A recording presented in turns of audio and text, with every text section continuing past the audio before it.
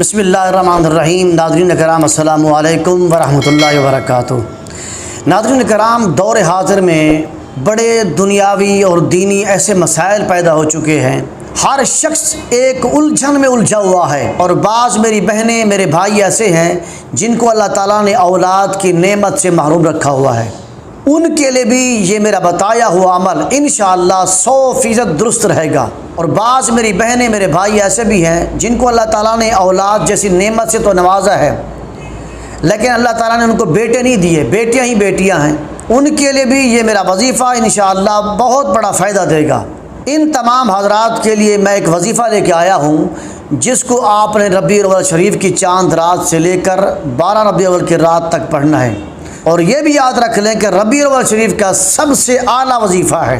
اس وظیفے کو پڑھنے کا طریقہ یہ ہے کہ ربیع الاول شریف کی پہلی ہی رات کو یعنی چاند رات کو آپ نے پڑھنا ہے۔ بعد نماز عشاء 2 رکعت نماز نفل پڑھیں، اور اس کے بعد صرف ایک تسبیح پڑھیں درود شریف کی۔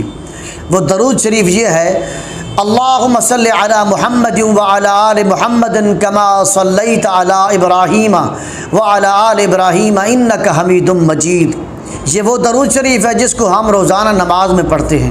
جو شخص اس وظیفے کو، اس عمل کو یکم ربیع الاول شریف کی رات سے شروع کر کے 12 ربیع الاول کی رات تک عمل یہ جاری رکھے گا، اللہ تعالیٰ اس کو ہر نعمت سے نوازے گا۔ زندگی کی جو نعمتیں ہیں، جو خواہشیں ہیں، وہ پوری ہوں گی انشاءاللہ۔